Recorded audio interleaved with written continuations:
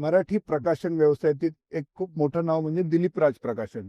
आणि दिलीप राज प्रकाशन म्हटल्यानंतर समोर येतं सुहास शिरवळकर यांची ग्रंथसंपदा. तर या पुस्तक प्रदर्शनामध्ये दिलीप राजच्या वतीने जो स्टॉल आहे, ऍक्च्युली मोठा कक्ष त्यांनी त्यातला सुहास शिरवळकरांच्या पुस्तकांसाठी डेडिकेट केलेला आहे. ओव्हरऑल ही संकल्पना आणि कुठल्या पुस्तकांना चांगली मागणी आहे याविषयी आता आपण गप्पा मारूया मोहित बर्वे यांच्याशी. मोहितजी नमस्कार. थँक्यू. नमस्कार. सध्या सुहास शिरोडकरांच्या पुस्तकांना प्रचंड डिमांड आहे. सुहास शिरोडकरांची आमच्याकडे आता 133 पुस्तकं आहेत. त्यातल्या त्यात अमर विश्वास या ज्या कॅरेक्टरवरची जी पुस्तकं आहेत ती प्रचंड जातात, म्हणजे त्याला मरणच नाहीये.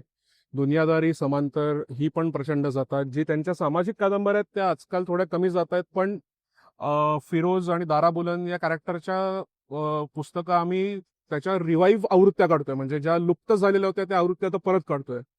याच्या व्यतिरिक्त रहस्य म्हणलं तर डिटेक्टिव्ह अल्फा प्रचंड जात आहे. त्यांची आता 3 पुस्तकं नवीन काढलेली आहेत. बहिर्जी नाईकचे 2 भाग आहेत, ते जातात. अभिमन्यू आणि अर्जुन बऱ्यापैकी जातं. यंग क्राऊडला ते जास्त अट्रॅक्ट करतं. ज्यांना भारताविषयी जाणून घ्यायचंय किंवा डावं उजवं हे करायचंय त्यांना भारत आणि असत्यमेव जे ते डावी वाळवी जातात.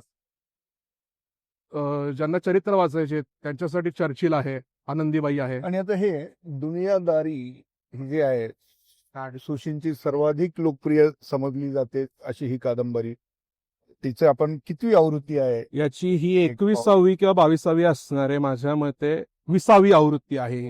10 ऑक्टोबरला काढलेली आहे. म्हणजे आणि याचं हे 5वं कव्हर आहे आता, म्हणजे बापरे. आतापर्यंत 5 वेळा कव्हर बदलले, त्याच्यातलं हे 5वं कव्हर आहे.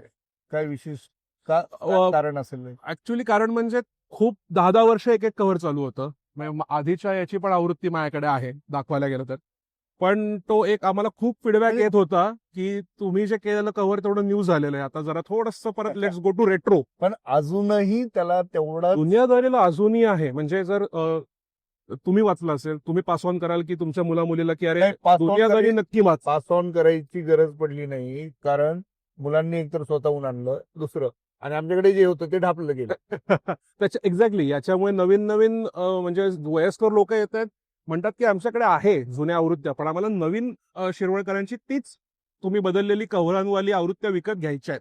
बरं, तरुण लेखकांची कुठली पुस्तकं? आता तुम्ही अल्फा सिरीज सांगितलं, पण त्याविषयी थोडंसं काही सांगाल? आणखी कुठलं दुसरं पुस्तक? तरुण लेखकांची अल्फा सिरीज पूर्ण आहे, सौरभ वागळेंची. त्याच्यानंतर अनघा देशपांडेंची शेरलॉक होम्स ही अनुवादित सिरीज आहे कम्प्लीट. तरुण लेखकांमध्ये मी मॅक्झिमम बालवाङ्मय खूप आहे बघायला गेला तर. मुलांचा कसा प्रतिसाद आहे? लहान मुलांचा प्रतिसाद भरपूर. लहान मुलं आल्यानंतर पालक फॅमिली जर शॉपिंगला आली तर मग ती पूर्ण बास्केट खरेदी करते. हो. म्हणजे महिला मे बी पाककलेची घेतील, ज्येष्ठ असतील ती याच्यातली वैचारिक पुस्तकं घेतील. मुलांना आजकाल सायन्स आणि स्पेस याचं जे एक वेड लागलेलं आहे, त्या दृष्टीने आम्ही ही आपली सूर्यमाला आणि प्रत्येक ग्रहावरती एक इंडिव्हिज्युअल पुस्तक काढलेलं. आता सूर्याचं काम चालू आहे आतापर्यंत. आता हे नवीन आम्ही एक सध्या सगळ्यांना ॲटम टेक्नॉलॉजी बद्दल एक हे झालेलं आहे, त्याच्यामुळे सोप्या भाषेमध्ये छोट्या अणूची मोठी गोष्ट हे एक काढलेलं आहे. किंवा बेसिक प्रश्न जे आपल्यालाही काही माहिती नसतात याच्यासाठी विचारा तुम्ही, सांगतो आम्ही, असा एन्सायक्लोपीडिया काढलेला आहे. ओके. बेसिक. पूर्वी कसं ते कुतूहल म्हणून असायचं. एक्झॅक्टली. आता तुम्ही बघितलं तर पाचू कुठून येतात, जडे म्हणजे काय, भिन्न धर्म किती आहेत, बेसिक कपड्यांचा विकास कसा झाला, गोठवलेले अन्न कधीपासून, पहिले दीपगृह कुठे उभे झाले, इतके बेसिक असे आम्ही 6 भाग काढले. याला खूप मागणी आहे. बरोबर. आणि छोटे छोटे चरित्रही अजून शाळा वगैरे घेतात. इथे ठेवलेली आहेत चरित्र सगळी छोटी थोरांची, इथे समाजसुधारकांची, हे तर एव्हरग्रीन आहेत.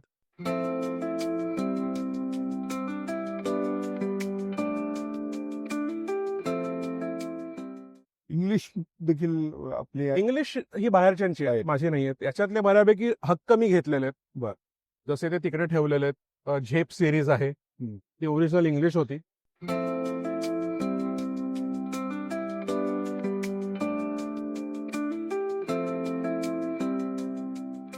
किंवा एआयचं पुस्तक बऱ्यापैकी जातं. आर्टिफिशियल इंटेलिजन्स बर डॉक्टर दीपक शिकारपूर यांचं आहे.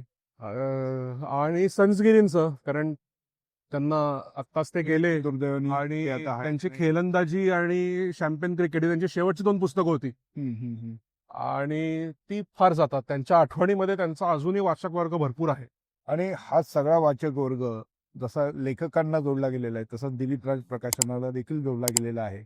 आणि म्हणून एक जी लिगसी तयार होते ते त्यातूनच तयार होते. म्हणून आता मोहित बर्वेंकडनं आपल्याला ही जी सगळी माहिती मिळाली त्यामुळे ही लिगसी आणखी भविष्यातही तशीच वाढती राहील याविषयी माझ्या मनात कुठलीही शंका नाही. धन्यवाद. धन्यवाद. येस.